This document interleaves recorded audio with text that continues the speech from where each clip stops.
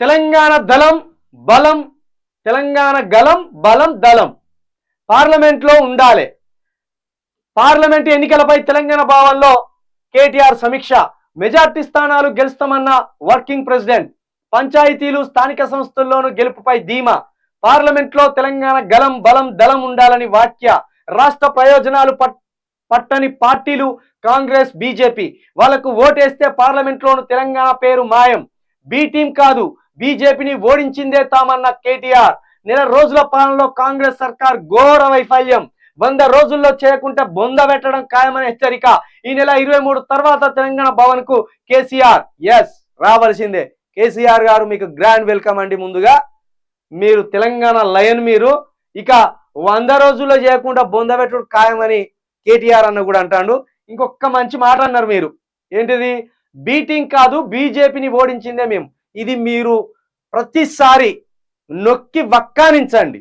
ఎందుకంటే జరిగిన మోసం ఏంటంటే కాంగ్రెస్ కావచ్చు, లేకపోతే మల్లిగాన్ లాంటి, తొలి వెలుగు లాంటి, లేకపోతే ఈ కొత్తగా ఇన్ని రోజులేమో ఇష్టం ఉన్నట్టు ఇష్టానుసారంగా కేసీఆర్ కుటుంబాన్ని, కేసీఆర్ ప్రభుత్వాన్ని విమర్శించిన వైఆర్ టీవీ రంజిత్ అనే ఒక మిత్రుడు కొత్తగా కేసీఆర్ను భుజాన్ని ఎత్తుకునే పని చేస్తాడు. అంటే జనాలను కన్ఫ్యూజ్ చేస్తాడు. వీళ్ళే కేసీఆర్ మీద ఇష్టానుసారంగా కేసీఆర్ ఒక్క పని కూడా చేయలేదని మొత్తుకున్నది వీళ్ళే. పైగా కేసీఆర్ బీజేపీకి బి టీం అని కూడా చెప్పింది వీళ్ళే. కేసీఆర్ బీజేపీకి బి టీం అని బదనాం చేసిందే ఈ దొంగలు.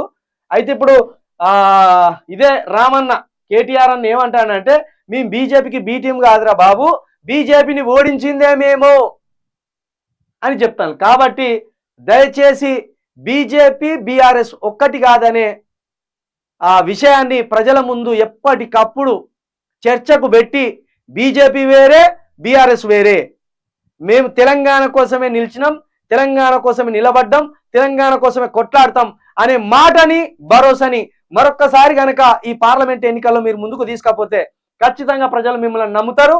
17 స్థానాల్లో ఒకటి ఎంఐఎం పార్టీకి పోతే మిగతా 16 స్థానాల్లో మెజార్టీ స్థానాలను గెలుచుకునే అవకాశం కూడా మీకు ఉంటుందని మరొక్కసారి మీకు చెప్తున్నాం. దయచేసి రామన్న, మీరిప్పుడు యువతను దగ్గరికి తీసుకోండి. నిరుద్యోగులకు ధైర్యాన్ని ఇవ్వండి, రైతులకు ధైర్యాన్ని ఇవ్వండి, ఆటో డ్రైవర్లకు ధైర్యాన్ని ఇవ్వండి. 100 రోజుల్లో ఇదే కాంగ్రెస్ ప్రభుత్వం ఎట్లా విఫలం కాబోతుందో కండ్ల ముందు కనబడుతుంది. అదే జరుగుతుంది. కాంగ్రెస్ వల్ల కాదు, వాళ్ళు 40 మంది ఆలీబాబా అరడజన్ దొంగలు అన్నాం కదా, కాదు, ఆలీబాబా 40 దొంగలు. వాళ్ళని విడిచిపెట్టద్దు. 413 హామీలు నెరవేర్చేదాకా వాళ్ళ ఎంబడి పడవలసిందే, హామీలు నెరవేర్చేదాకా వాళ్ళ ఎంట పడవలసిందే అని కూడా మరొకసారి నేను ఈ న్యూస్ ద్వారా ఈ ప్రజలకు చెప్పదలుచుకున్నా. ఇక ఇక్కడ నిన్న రామన్న మాట్లాడిన వీడియో ఉన్నది.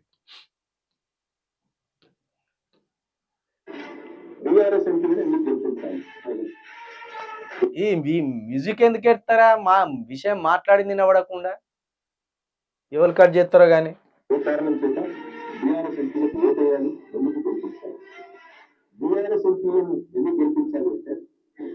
తెలంగాణ బలం, తెలంగాణ గలం, తెలంగాణ బలం పార్లమెంట్లో మ్యూజికే వేసి యాగం చేస్తారు వాయిస్ నవ్వడకుండా.